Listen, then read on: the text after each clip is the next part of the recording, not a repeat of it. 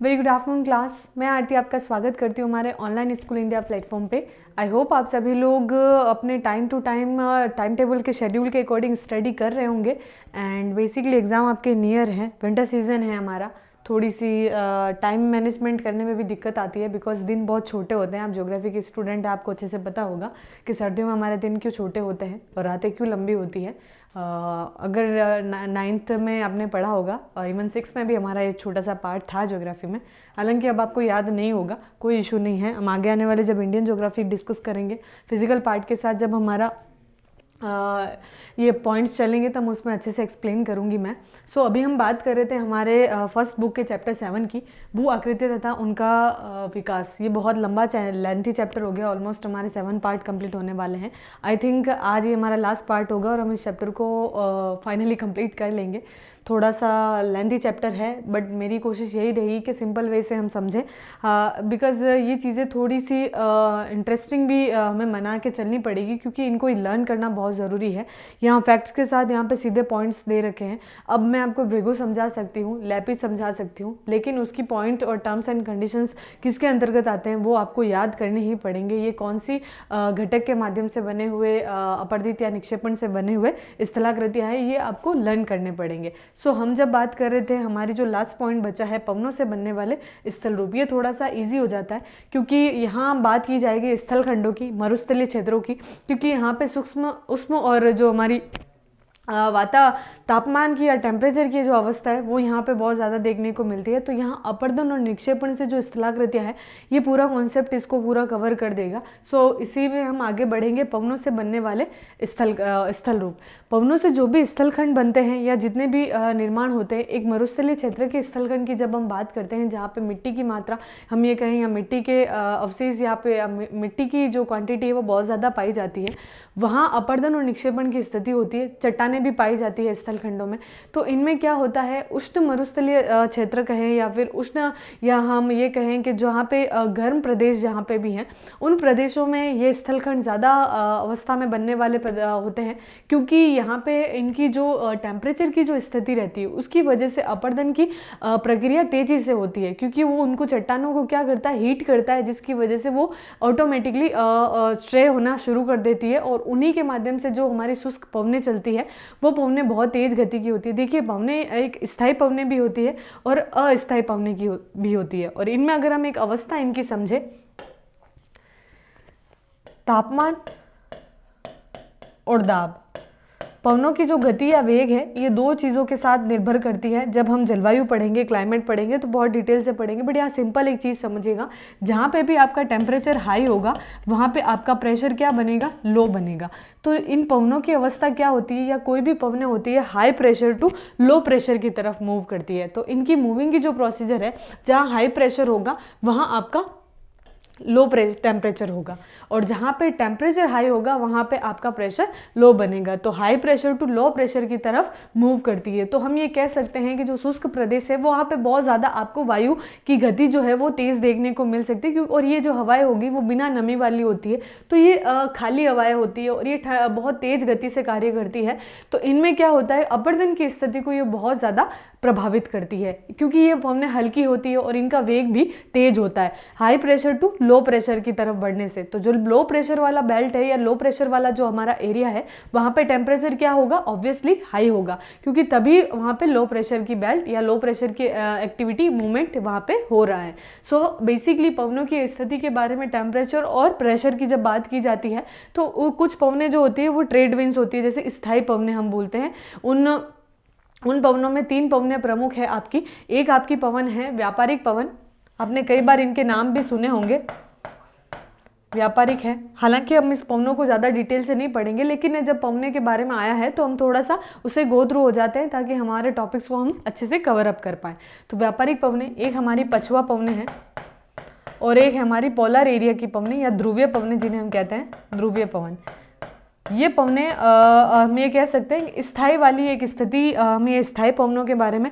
अस्थायी पवनें जो होती है वो मौसम के आधार पर होती है और कुछ समय में के लिए आती है, जिनको जैसे हमारी लू हो गई, जो कि हमारे पश्चिमी राजस्थान की जब हम बात करते हैं, राजस्थान के क्षेत्र में चलने वाली जो पछुआ पवनें हैं या जो एक अस्थायी पवनें हैं, उनमें चिनूक हो गई, ये सभी हमारी अस्थायी पवनों के अंतर्गत आती है।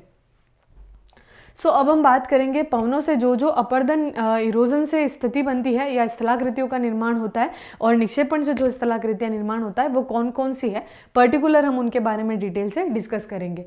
उष्ण मरुस्थलों के दो प्रभावशाली अनाच्छादनकर्ता कारकों में एक महत्वपूर्ण जो उष्ण मरुस्थल है, जो भी मरुस्थलीय प्रदेश है, जो गर्म मरुस्थलीय प्रदेश है, उनमें प्रमुख कारक जो है अपर्दन के लिए वो पवने हैं। अपर्दन में प्रमुख भूमिका निभाती है। मरुस्थलीय धरातल शीघ्र गर्म हो जाते हैं और शीघ्र ही ठंडे हो जाते हैं, क्योंकि देखिए जल और स्थल की एक अवस्था होती है, आपको पता होगा इसके बारे में। हमारे जो जल है, आपने नॉर्मल भी देखा होगा स्थलखंड, या फिर आपने मिट्टी रेत देखी होगी, रेत जल्दी गर्म हो जाती है और जल्दी ठंडी हो जाती है। अगर आपने कभी मौका मिला है आपको पश्चिमी राजस्थान के जैसलमेर साइड डिस्ट्रिक्ट में जाने का, तो वहाँ आपने देखे होंगे कई सारे धोरे हैं, टीले बने हुए, बाड़मेर साइड में भी बने हुए हैं। तो इन क्षेत्रों में आपने मिट्टी देखी होगी, या फिर आप कंक्रीट की ज़मीन भी जैसे कि सड़क है, रोड, आप कभी आपको मौका मिला हो धूप के समय अगर आप पैदल चल रहे हैं तो आपको पता लगा होगा, महसूस हुआ होगा, जो हमारा स्थल है, स्थल की जो जमीन या धरातल है वो बहुत जल्दी गर्म हो जाता है। और यही अवस्था मिट्टी में पाई जाती है, ये जल्दी गर्म हो जाती है और जल्दी ठंडी हो जाती है। रात्रि के समय जब आप उन टीलों पे बिना नंगे पैर अगर आप चलेंगे तो वो बहुत ज़्यादा आपको ठंडी लगेगी। लेकिन ये अवस्था जल में विपरीत होती है, क्योंकि जल जो है हमारा जल्दी गर्म नहीं होता, ना ही जल्दी ठंडा होता है। ये इस जल के गर्म होने की एक अवस्था होती है, ये समय लेता है ठंडे होने में भी और गर्म होने में। इसीलिए हमारे जो भी हम ये कहें कि जो मानसून आता है, मानसून की अवस्था का प्रभाव इन दोनों की अवस्थाओं पर ही निर्भर करता है, किस प्रकार से मानसून आएगा और किस प्रकार से उसमें एक्टिविटी होगी। तो इन दोनों के निर्भर अवस्था में ये महत्वपूर्ण भूमिका निभाते हैं जल और स्थल। तो स्थल जल्दी ठंडे हो जाते हैं और जल्दी गर्म हो जाते हैं। तो उष्ण मरुस्थलीय प्रदेश में आपकी क्या पाई जाती है, मरुस्थल है तो सिंपल है, वहाँ पे मिट्टी की मात्रा होगी, तो उनमें एक अवस्था पाई जाती है, धरातल शीघ्र गर्म हो जाता है और शीघ्र ही ठंडा हो जाता है। उष्ण धरातलों के ठीक ऊपर वायु गर्म हो जाती है, जिससे क्या होता है, हल्की गर्म हवा प्रक्षुब्धता के साथ ऊर्ध्वाधर गति करती है। ऊर्ध्वाधर में आप समझ रहे होंगे लंबवत, क्षैतिज यानी ये अवस्था, और क्षैतिज जो अवस्था होती है हमारी वो हमारी होती है हॉरिजॉन्टल, ये अवस्था। तो गति क्या करेगी, हवाएं हल्की होगी, और हवाएं जब हल्की होती है तो वो ऊपर की तरफ उठती है, ऊपर उठकर वो प्रवाहित होती है और उनका वेग भी तेज होता है। तो इसी अवस्था में उष्ण क्षेत्रों में, उष्ण मरुस्थलीय क्षेत्रों में गर्म की अवस्था, क्योंकि वो जल्दी गर्म हो जाता है धरातल, तो हवाएं ऊपर उठ जाती है और इससे एक हल्की हवाएं लंबवत अवस्थाओं में चलती है बिना रुके। और यदि इनमें कोई रुकावट आती है तो वो बवंडर बन जाता है। जैसे आपने बबूलिया या बतूलिया सुना होगा, जिसे हम स्थानीय भाषा में चक्रवात, जो हमारा उष्ण मरुस्थल में आने वाले चक्रवात हैं, और ये पवनों से की वजह से ही उड़ते हैं, और जो भी पदार्थ होते हैं उनको एक राउंड में एक शेप में घुमाना शुरू कर देते हैं। साइक्लोन की जैसी स्थिति यहाँ पे उत्पन्न हो जाती है। तो ये भंवर बनाते हैं, वातावृत बनाते हैं, अनुवृत बनाते हैं और उत्तावत प्रवाह उत्पन्न होता है। तो ये जो प्रवाह है, ये स्थिति जो है, ये अवस्था है, ये मरुस्थलीय क्षेत्रों में देखने को मिलती है, और यहीं से हमारी पवनों की दिशा भी बदलती है, जो कि एक ऊर्ध्वाधर स्थिति में चलती है। एक लंबवत अवस्था में पवनों का मार्ग में कोई रुकावट नहीं आती, और यदि वो रुकावट आता है तो वो एक बवंडर के रूप में अपनी सारी क्षेत्रों के साथ, पवन के साथ गति करना शुरू कर देता है। पवनें मरुस्थलीय धरातल के साथ साथ भी तीव्र गति से चलती है, और उनके मार्ग में रुकावटें जो आती है वो पवनों में विक्षोभ उत्पन्न कर देती है, और निस्संदेह ये तूफानी पवनें अधिक विनाशकारी होती है, और ये पवनें अपवहन या घर्षण की अवस्था में अपर्दन करती है। और इन्हीं अवस्थाओं की वजह से चट्टानों के जो कण होते हैं वो धूल में ऊपर उठते हुए दिखाई देते हैं या ऊपर उठ जाते हैं, और वायु की परिवहन की प्रक्रिया में रेत व बजरी और औजारों की तरह धरातलीय चट्टानों पर चोट पहुंचाकर घर्षण करती है। तो ये सिंपल है, वायु की गति तेज होती है, तो चट्टानों से जब वो वायु टकराएगी, उसके साथ जो भी धूल कण के होंगे या जो भी पदार्थ उसके साथ होंगे, उन चट्टानों की अवस्थाओं के साथ घर्षण करके एक नई स्थिति को करेंगे, और ये स्थिति कहलाएगी अपर्दन। तो इन्हीं अवस्थाओं से कुछ क्षेत्र में एक परिवर्तन आ जाता है और स्थलाकृतियों में बदलाव हो जाता है। जब वायु में उपस्थित रेत के कण चट्टानों के तल से टकराते हैं तो उसका प्रभाव पवन के संवेग पर निर्भर करता है या पवन की स्थिति पर निर्भर करता है, ये इसकी गति पर। संवेग यानी गति, कह सकते हैं गति पर निर्भर करता है। यह प्रक्रिया बालू घर्षण जैसी होती है। मरुस्थल में पवनें कई रोचक अपरदनात्मक और निक्षेपणात्मक स्थल रूप बनाती है। तो जो भी मरुस्थलीय क्षेत्र होंगे वहाँ पे ये गतिविधि आपको देखने को मिलेगी। और स्पेशली आई थिंक यहाँ पे स्लाइड्स चेंज हो गई है, ये सारी समुद्री अवस्थाओं वाली स्लाइड लगा दी गई है। Just a moment. वास्तव में मरुस्थलों में अधिकतर प्लीज़ इस स्लाइड से जो हमारा ये गिफ फाइल्स लगी हुई है, आई थिंक ये आगे वाले पॉइंट की है, यहाँ पे लग गई है, कंफ्यूज मत होइएगा। वास्तव में मरुस्थलों में अधिकतर स्थलाकृतियां निर्माण वृहद शरण और प्रवाही जल के चादर बाढ़ से होती है और एक शीट फ्लोट बन जाता है। मरुस्थलों में जो स्थलाकृति बनती है या फिर एक लगातार एक लंबा अपर्दन जब होता है तो वो एक चादर के आकार रूप ले लेता है, एक समतल मैदान का भी निर्माण हो जाता है। और कुछ समय में इसमें यहाँ पे एक ट्रेडिशनल बारिश भी होती है। और इस वर्षा की वजह से जो क्योंकि देखिए जो मरुस्थलीय क्षेत्र हैं वहाँ पे आपको पता है कि टेम्परेचर बहुत ज़्यादा हाई रहता है और हाईली टेम्परेचर में जो नमी वाला क्षेत्र है वहाँ आपको कम देखने को मिलेगा, यानी वर्षा की कमी आपको देखने को मिलेगी, जिससे क्या होगा, टेम्परेचर हाई होने से उन चट्टानों में बहुत ज़्यादा हीट लगेगी और वहाँ पे वनस्पति ऑटोमेटिकली नहीं होगी, तो एक खाली चट्टान होगी। और उस चट्टान को बार बार जब अगर आप हीट कर दें, एक उष्मा मिलती है, तो वो धीरे धीरे क्या होता है, उसकी एक ड्राइनेस बढ़ जाती है और जिसकी वजह से वो टूटकर अलग हो जाता है। तो यही अवस्था उष्ण क्षेत्रों में पाई जाती है। तापांतर जो होगा, तापमान जो होगा वो बहुत ज़्यादा अधिक होता है, इसीलिए रासायनिक अपक्षय अधिक हो जाता है और उन चट्टानों में इरोजन होना शुरू हो जाता है।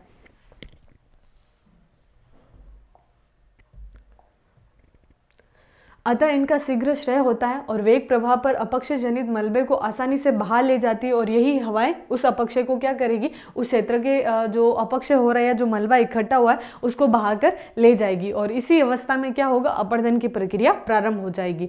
मलबा केवल पवनों द्वारा ही नहीं वरन वर्षा व वृष्टि धोवन से भी प्रभावित होता है। पवन केवल महीन मलबे का ही अपवहन कर सकती है और वृहत अपरदन मुख्यतः परत बाढ़ या वृष्टि धोवन से ही होता है, जैसे कि बारिश हो जाएगी। देखिए ये सिंपल सी बता रहे हैं कि अपक्षय की प्रक्रिया कैसे प्रारंभ होती है। फॉर एग्जाम्पल अगर हम मरुस्थल की बात करें, मरुस्थलीय प्रदेश जो हमारा पश्चिमी राजस्थान की बात की, हालांकि अरावली की जो पर्वतमाला है, अरावली पर्वतमाला की अवस्था की या स्थिति की वजह से हमारी यहाँ पर मानसून ढंग से नहीं आता, जिसकी वजह से बारिश की कमी देखने को मिलती है। तो और मरुस्थलीय क्षेत्रों का प्रवाह या मरुस्थल थार का मरुस्थल जिस प्रकार से बढ़ रहा है उसकी अवस्थाओं में जो भी चट्टानें आती हैं, उन चट्टानों की जो बारिश की कमी, या हम ये कह सकते हैं कुछ क्षेत्र हैं जहाँ पे बारिश होती है, मानसून ऐसा तो है नहीं कि उस क्षेत्र में बारिश होगी ही नहीं, तो उन क्षेत्रों में कभी नदियों की वजह से या फिर उस क्षेत्रों में बढ़ रहे जल स्तर की वजह से, तो इन स्तरों की वजह से भी हमारा अपरदन की प्रक्रिया वहाँ पे होती है। लेकिन चट्टानों का श्रेय अपक्षय किस प्रकार से होता है, इनका अपक्षय प्रमुख उन क्षेत्रों में होता है, जैसे कि एक मरुस्थल का जो क्षेत्र है,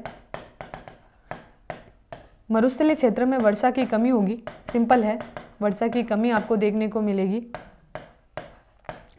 वर्षा की कमी होगी। तापमान आपका क्या होगा, उच्च होगा, तापमान जो है उच्च होगा। इन अवस्थाओं में इन्हीं के कारण हमारा जो जैसे कि चट्टान है, यहाँ पे वनस्पति की क्या देखने को मिलेगी, आपको कमी, हम ये कह सकते हैं वनस्पति की आपको कमी मिलेगी।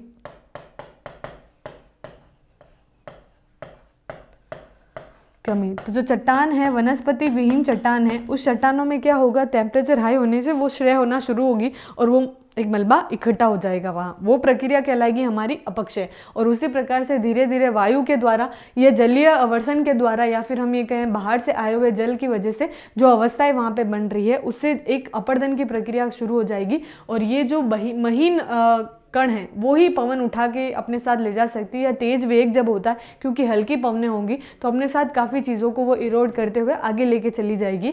तो ये अवस्थाओं में जल की भूमिका भी रहती है और वायु की भूमिका भी उपस्थित रहती है, जिनकी वजह से क्या होगा, एक अनियमित एक अवस्था में वो प्रभावित होती रहेगी और एक अपवर्तन की स्थिति को उत्पन्न करेगी।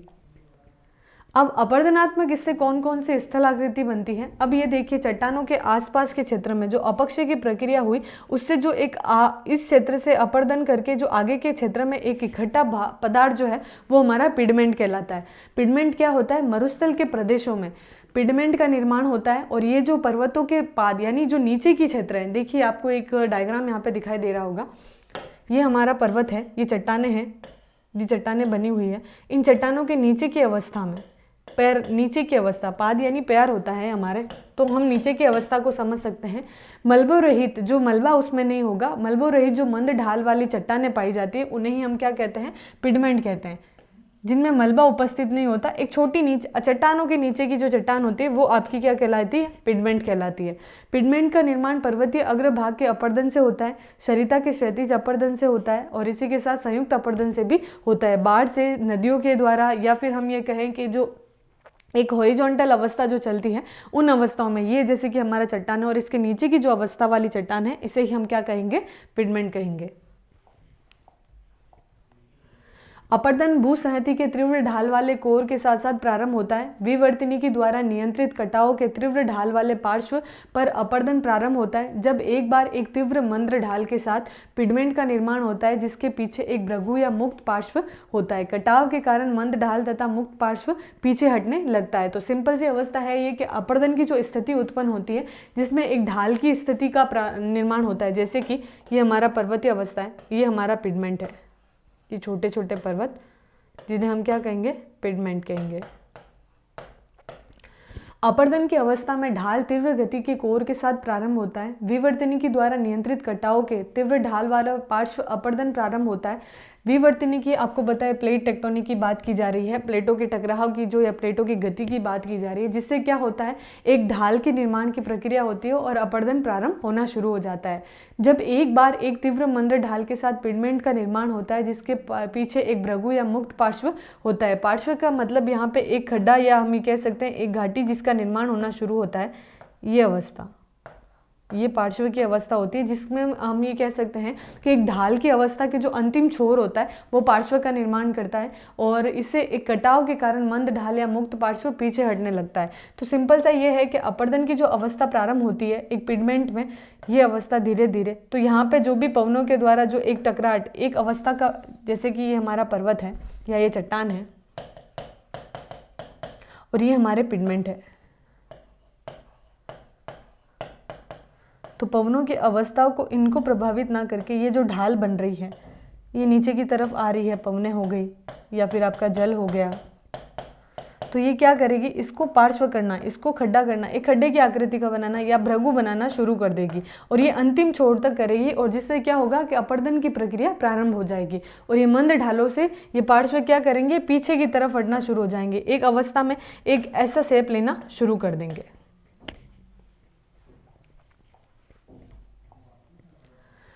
अपरदन की इस पद्धति को हम क्या कहते हैं, पृष्ठ शरण कहते हैं और ढाल के समानांतर ये अवस्था रहती है और समानांतर ढाल जब एक कंटिन्यूअसटी जो बनती है, इस समानांतर ढाल में एक अपरदन की प्रक्रिया को पिडमेंट आगे बढ़ाते रहते हैं और ये पर्वत क्या होते हैं, घसीटते हुए पीछे हटते रहते हैं और धीरे धीरे पर्वतों का अपरदन शुरू हो जाता है और इसी को हम क्या बोलते हैं, इंसेलबर्ग बोलते हैं, जो कि पर्वतों के अवशिष्ट रूप होते हैं और इस प्रकार मरुस्थलीय प्रदेशों में एक उच्च धरातल आकृति विहीन मैदान में परिवर्तित हो जाती है जिसे पिट प्लेन या एक हम ये कह सकते हैं पदस्थली। तो सिंपल ये जो कॉन्सेप्ट दे रखा है इसको हम एक समझेंगे। देखिए फॉर एग्जांपल ये हमारा इंसेलबर्ग जो यहाँ पे दे रखा है, यहाँ से क्वेश्चन पुटअप हो सकता है। एक कॉमन लैंग्वेज में इंसेलबर्ग क्या होता है आप समझिएगा, एक अपरदन की प्रक्रिया शुरू होती है। पैराग्राफ की तरफ आप जाएंगे तो थोड़ा कंफ्यूज करेगा, लेकिन एक सिंपल अवस्था हम समझते हैं उष्ण मरुस्थल प्रदेश में। देखिए मरुस्थल, जैसे कि हमने बात की थी हमारी हिमनद की, तो हिमनद जो हमारा था, आपको एक वर्ड नूनाटक आपने सुना होगा। नूनाटक एक स्थलाकृति होती है। ये जो स्थलाकृति होती है ये आपको टापू के शेप की दिखाई देती है, टापू जैसी आकृति होती है। जैसे कि ये हमारा ग्लेशियर्स है और इसमें उभरे हुए जो छोटे छोटे आपको चट्टानें दिखाई देती है जो आपको दूर से एक टापू की आकृति दिखाई देती है, उन्हें ही हम कहते हैं नूनाटक हिमनद में। और यही अवस्था हमारी उष्ण मरुस्थलीय क्षेत्रों में होती है जिसे हम इंसेलबर्ग बोलते हैं। इंसेलबर्ग, यही सिंपल लैंग्वेज में आप समझ लीजिए कि जो हमारा ये मरुस्थल है, यहाँ कुछ चट्टानें जो है आपको ऊपर की तरफ दिखाई दे रही है। एक छोटे छोटे ग्रेनाइट की चट्टानें नॉर्मली होती है ग्रेनाइट की चट्टानें जो नॉर्मली होती हैं उसमें जो उभरा हुआ भाग होता है ये क्या करेगी, एक पर्वतों के छोटे छोटे, क्योंकि ये बड़े बड़े पर्वतों को तो घसीटते हो, इसका अपर्दन करना शुरू कर देती है, अपक्षय हो जाता है, क्षरण हो जाता है इनका। तो छोटे छोटे जो कठोर चट्टानें होते हैं, देखिए ग्रेनाइट की अवस्था कठोर रहती है तो ये आसानी से अपर्दित नहीं होती है। तो जो चट्टानें उभरी हुई होती है, ग्रेनाइट से बची हुई चट्टानें, वो हमारी क्या कहलाएगी, वो हमारी इंसेलबर्ग, जो एक टापू की अवस्था की दिखाई देगी, छोटे छोटे द्वीप हमें दिखाई देते हैं, वही हमारे इंसेलबर्ग की स्थलाकृति कहलाती है। आई होप आपको इंसेलबर्ग समझ में आ गया होगा। सिंपल सा है, जो भी मरुस्थल के क्षेत्र में जो चट्टानें पाई जाती है, प्रमुखतः एक ग्रेनाइट की चट्टान कठोर अवस्था की होती है जो आसानी से अपर्दित या इरोड नहीं होती है। उनमें बचे हुए क्षेत्र में, क्योंकि एक चट्टान मैंने आपको स्टार्टिंग में भी बताया था कि सारे चट्टानों के जो पदार्थ पाए जाते हैं वो सिमिलर पर्टिकुलर एक ग्रेनाइट ही हो, जरूरी नहीं है, उसके साथ हो सकता है अन्य पदार्थ की भी चट्टान हो जो कोमल चट्टान अवस्था वाली हो। तो वो कोमल अवस्था वाली चट्टानें क्या होगी, आपकी इरोड हो जाएगी और कठोर चट्टानों का एक शेप बन जाएगा, वही हमारा इंसेलबर्ग कहलाएगा। इसी के साथ कई सारे ऐसे पदार्थ होते हैं या कई सारे हम जिसे एक अवस्था को कह सकते हैं, जैसे पिड प्लान जो है वो एक मरुस्थलीय प्रदेशों में एक धरातल आकृति विहीन हो जाएगा, एक पूरा शेप, एक खाली मैदान हो जाएगा, वो हमारा पिड प्लान कहलाएगा। जबकि पिडमेंट जो होगा वो हमारी चट्टानों के आज के नीचे की जो चट्टानें हैं या जो छोटी चट्टानें हैं उन्हें हम पिडमेंट कहते हैं। और यही पिडमेंट की अवस्था जब कोमल चट्टानों को खत्म करते हुए कठोर चट्टानों को बाहर कर देगी, वो हमारा इंसेलबर्ग कहलाएगा। आई होप ये 3 पॉइंट्स आपको समझ में आ गए होंगे। क्लियर? सो अब हम बात करते हैं अपर्दन की भूसाहित्य के तीव्र ढाल वाले कोर के साथ साथ प्रारंभ होता है विवर्तनी के द्वारा नियंत्रित कटाव में। ये आई थिंक हमने पढ़ लिया था। अब हम बात करेंगे प्लाया की। मैदानों में प्लाया झील आपने सुनी होगी। प्लाया कई बार हम एक शेप जब बनता है मरुस्थल की अवस्था की जब हम बात करते हैं तो इनमें नॉर्मली जो चट्टानें हैं एक क्षैतिज अवस्था में, एक हॉरिजॉन्टल अवस्था में अपर्दन करना शुरू करती है, जिनमें आपने ज्यूजेन सुना होगा। चलिए एक नया वर्ड आपको मैं बता देती हूँ, ज्यूजेन। Just a minute. ज्यूजेन ये क्या करेगा, ये आपकी अवस्था को देखिए, आई थिंक अच्छा यहाँ नाम लिखे हुए हैं, वातगति, इंसेलबर्ग, नूनाटक ही अवस्था होती है इंसेलबर्ग। ड्राई कार्टर होता है एक जालीदार सिरा। जालीदार सिरा क्या होता है, इन चट्टानों में छेद, होल होना शुरू हो जाते हैं। जो कोमल अवस्था वाले पदार्थ होते हैं वो इरोड होके एक होल बना लेते हैं छोटे छोटे, तो वही हमारी जालीदार अवस्था कहलाती है। मशरूम चट्टान यानी कठोर चट्टान, और इसके नीचे जो कोमल चट्टानें हैं वो इरोड होके हट जाती है, एक मशरूम का शेप ले लेती है, उसे ही हम कहते हैं मशरूम चट्टान। एक है ज्यूजेन और एक है हमारा यारडांग। ज्यूजेन जो है वो क्षैतिज अवस्था में करता है, जैसे कि ये हमारा देख लीजिए, ये हालांकि कठोर चट्टान है, कठोर, नीचे हमारी मुलायम है,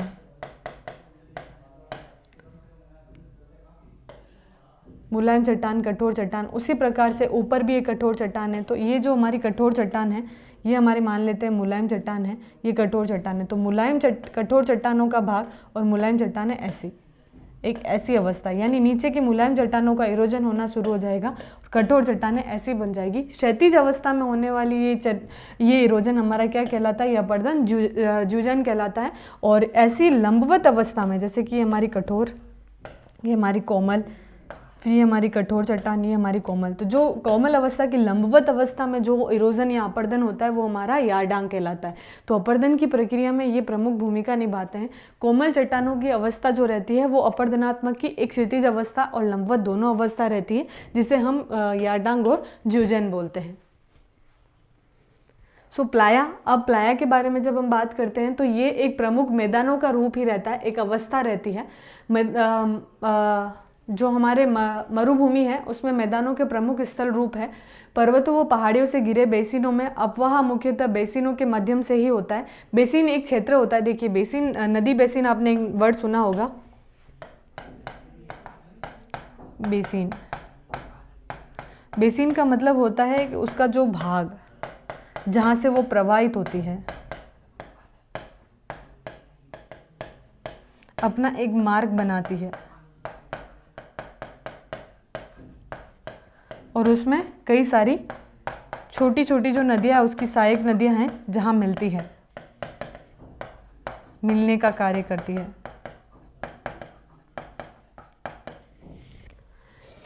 तो नदियों का जो अफवाह है मुख्यतः बेसिन में ही होता है। किनारों से लगातार लाए गए अवसाद यहाँ पर जमाव के कारण बेसिन के मध्य में लगभग समतल मैदान की रचना हो जाती है और पर्याप्त जल उपलब्ध होने पर ये मैदान उथले जल से क्षेत्र में परिवर्तित हो जाते हैं। इस प्रकार की उथली हुई झीलें ही क्या कहलाती है? प्लाया झील कहलाती है। तो जो बेसिन क्षेत्र में नदियों के मार्ग में जो भी अवसाद आते हैं वो एक तलछट के रूप में जब जमा हो जाते हैं, उनमें जो जल इकट्ठा हो जाता है वही झीलें हमारी क्या कहलाती है? प्लाया झील कहलाती है, जो बेसिनों के माध्यम से बनती है। प्लाया में वाष्पीकरण के कारण जल अल्प समय के लिए ही रहता है। अक्सर प्लाया में लवणों के समृद्ध निक्षेप पाए जाते हैं, यानी लवण की मात्रा पाई जाती है और लवणों से भरे हुए ये जो मैदान है ये हमारे कलर भूमि या फिर क्षारीय क्षेत्र कहलाते हैं। तो क्षारीय क्षेत्र से आप क्या समझते हैं? प्लाया झीलों से बने हुए या ये हम कहें प्लाया झीलों से निर्मित लवणों के मैदान हमारे कलर भूमि या फिर क्षारीय क्षेत्र कहलाते हैं। तो यहाँ से आपका क्वेश्चन पुटअप हो सकता है, आप इसको अंडरलाइन करके रीड आउट कर लीजिए। देखिए ये सारी चीज़ें समझने से कई ज़्यादा हमारी लर्निंग वाली है, हमें सिर्फ इनको याद करना पड़ेगा। इनकी आप एक्सप्लेनेशन लिख दीजिए, 20 वर्ड्स की जब आप एक्सप्लेनेशन एक पेज पर उतार लेंगे तो बार बार उसको रिवाइज कीजिए, यहीं से छोटे क्वेश्चन आपके बनेंगे। ज़्यादा आप इसमें परेशान पैनिक मत होइए, क्योंकि सिंपल सी चीज़ें हैं और इनको याद ही करना पड़ेगा। जब तक इनको समझा के भी हम एक पर्टिकुलर, अगर ऐसा नहीं है कि मैं डायग्राम बनाऊं और फिर मैं आपको बताऊं अच्छा ये क्षेत्र ऐसा होता है, ये आपके कॉन्सेप्ट की अंडरस्टैंडिंग ही है। आप जितना इनको बार बार रिकॉल करेंगे, रिवाइज करेंगे, आपकी आंसरिंग उतनी स्कोरिंग हो जाएगी। अब हम बात करेंगे अववाहन गर्त, जो हमारे खड्डे बन जाते हैं। देखिए समुद्र की जो अवस्था रहती है जिसे हम वात गति भी बोलते हैं, इसको अववाहन गर्त को हम वात गर्त भी बोलते हैं।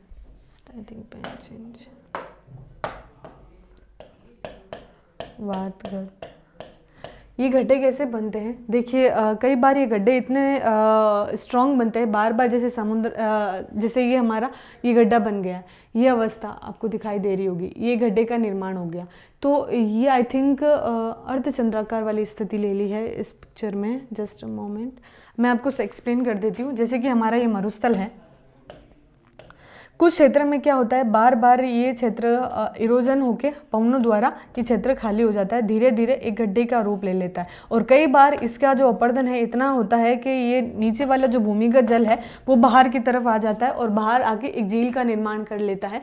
यही गड्ढों में एक झील भी बन जाती है। जैसे कि आपको ये स्थिति दिखाई दे रही है, यहाँ पे आपको जल दिखाई दे रहा है, ये भूमिगत जल भी होता है और यही से फिर ये गर्तों में बारिश से आया हुआ जल भी यहाँ पे इकट्ठा हो जाता है। अववाहन गर्त पवनों के एक ही दिशा में स्थायी प्रवाह से चट्टानों के अपक्ष में निरंतर असंगठित मिट्टी का अववहन होता है, जिससे उथले गर्त बन जाते हैं और यही हमारे अववाहन गर्त कहलाते हैं।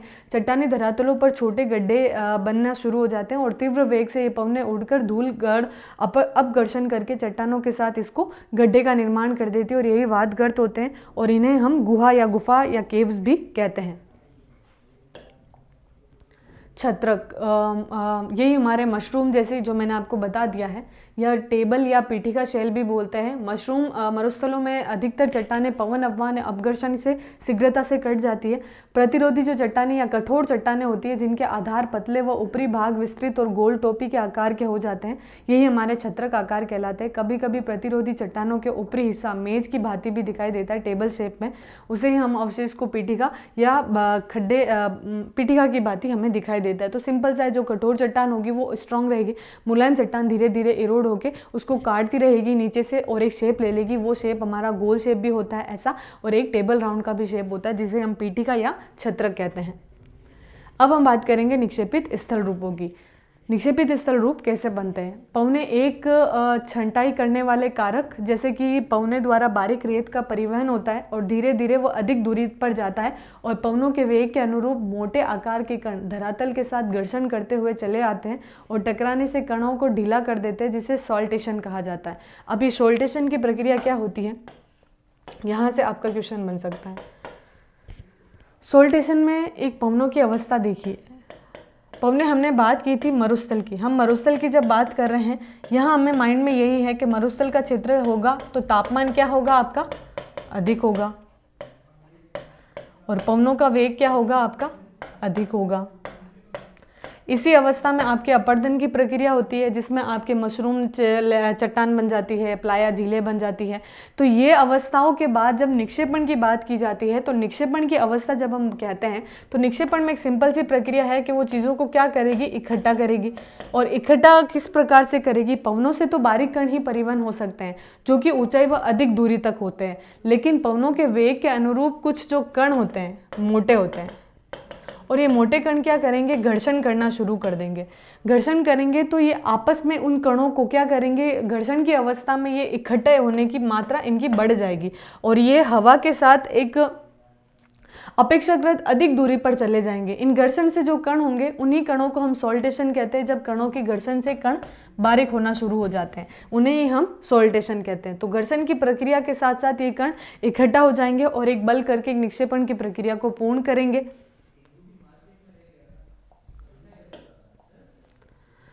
पवनों द्वारा कणों का परिवहन आकार व भार के अनुरूप होता है। पवनों के परिवहन की प्रक्रिया पदार्थ की छटाई का काम हो जाता है। जब पवन की गति घट जाती है तो लगभग रुक जाती है और कणों के आकार के आधार पर निक्षेपण की प्रक्रिया प्रारंभ हो जाती है। यानी पवनों की एक अवस्था, जैसे कि पवनें यहाँ तेज गति से थी और वो सारे पदार्थों को लेकर आई और जितने भी पदार्थ थे जैसे इनका वेग कम हुआ वो एक निक्षेपण करना शुरू कर देगी, उससे बाहर उनको नहीं लेके जाएगी, जहाँ वो सेडिमेंट्स को इकट्ठा करती है, एक स्थल रूप का, एक स्थलाकृति का निर्माण कर देती है।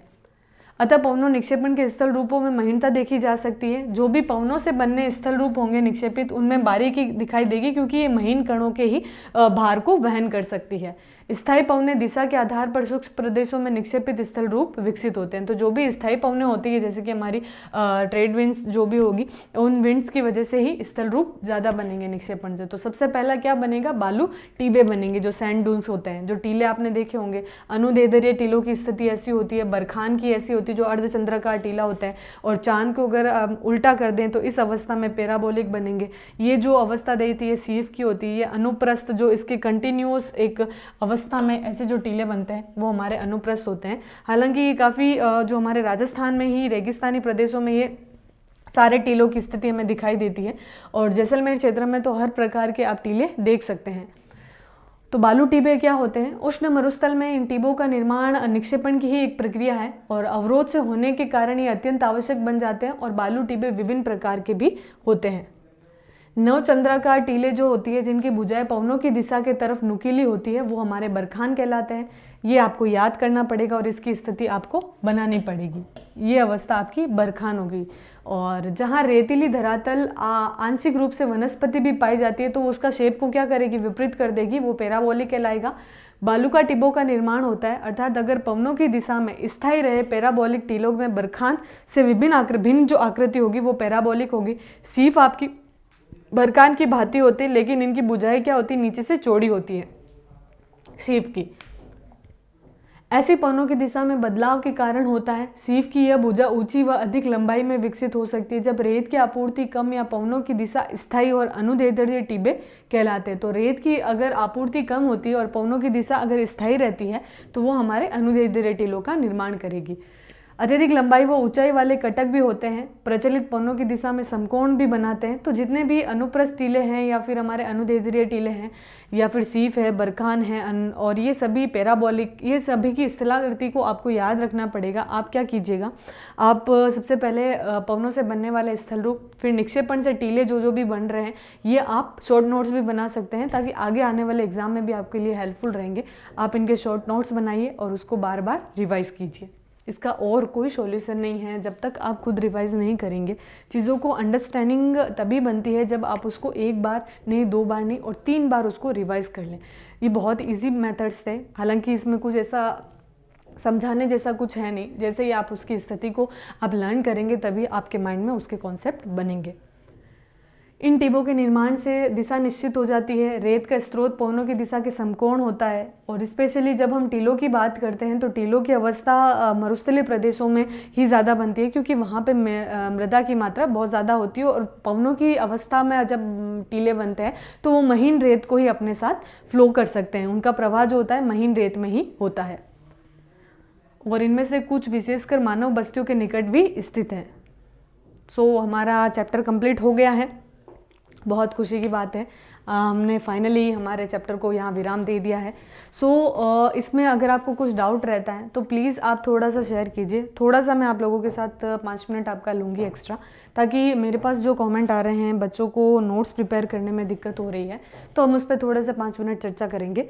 देखिए, नोट्स आपके ही काम आएंगे। आप अगर किसी से कन्वे कॉपी करके पेस्ट कर लेते हैं, आप सेटिस्फाइड हो जाते हैं, अच्छा मेरे फ्रेंड ने ये नोट्स बना लिए हैं, मैं इसको लर्न कर लूँगा, तो वो कभी भी याद नहीं होंगे, क्योंकि जब तक आप खुद मेहनत नहीं करेंगे आपको सफलता नहीं मिलेगी। मैं यही चीज़ बार बार आपको समझा रही हूँ। हमारी अगर हम हमारी कोशिश में अगर कहीं कमी रखते हैं तो वो हमारा फॉल्ट है, लेकिन अगर आप अपने एफर्ट्स में कमी रख रहे हैं तो वो आप ही का फॉल्ट होगा।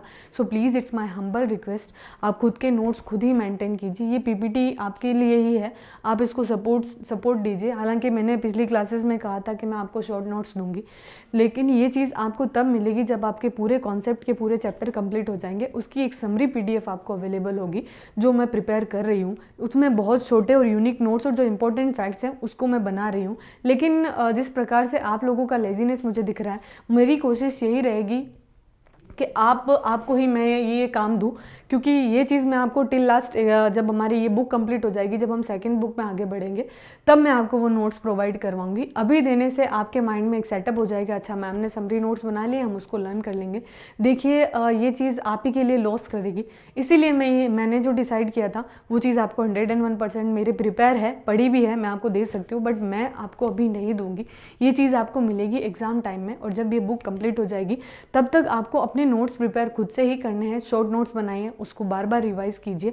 यहीं से आपकी एफर्ट्स की जो प्रैक्टिसनेस है, इसी से आप अपने स्कोर को और आगे आने वाले फ्यूचर में जो भी आप कंपटीशन का आप सपना देख रहे हैं, या जो भी अपने लाइफ में जो आपने गोल सेट किए हुए हैं, जिस टारगेट को आप पाना चाहते हैं, उसकी मेहनत की शुरुआत यहीं से हो जाती है, 11 से ही। सो प्लीज़ इस 5 साल के पीरियड को अपना यूनिक टाइम बना लीजिए। वैसे भी APJ अब्दुल कलाम सर ने कहा था, जो इंसान 5 साल काम करेगा वो जीवन में 50 साल आराम करेगा, और जो इसी टाइम को 11 से लेके ग्रेजुएशन तक के टाइम में 5 साल मज़े करेगा, कुछ नहीं करेगा, तो आगे आने वाले 50 साल उसके लिए बहुत ज़्यादा डिफ़िकल्ट हो सकते हैं। सो प्लीज़ हमारी इस स्ट्रेटजी को आप भी अप्लाई कीजिए अपनी लाइफ में, और ये चीज़ समझिए कि जैसे ही आप नोट्स बनाएंगे, आप बहुत कुछ, आप यकीन मानिए, आप 2 साल बाद भी जब इस चीज़ को सुनेंगे या कहीं पे भी आपको ये लिखा हुआ मिलेगा, आप इतने कॉन्फिडेंट रहेंगे कि ये चीज़ आपके माइंड में पहले ही रिकॉल हो चुकी है और सेटअप बन चुका है। सो इसी बात के साथ, इसी अपने कॉन्वर्सेशन को मैं यहीं रोकती हूँ।